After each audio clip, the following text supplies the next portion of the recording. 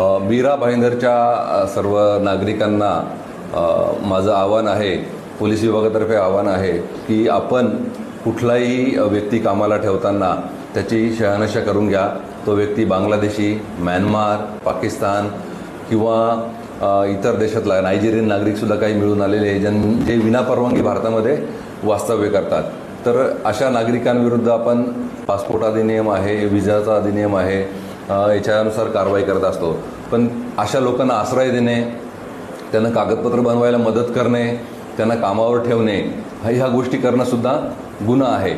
त्याचप्रमाणे अशा व्यक्तींना घर भाड्यानं देणे आणि त्याची इन्फॉर्मेशन पोलिसांना न देणे हा सुद्धा गुन्हा आहे. तरी माझं सर्व नागरिकांना आव्हान आहे, आपण कोणीही भाडेकरू ठेवत असाल तर त्याची माहिती पोलीस स्टेशनला देणं बंधनकारक आहे.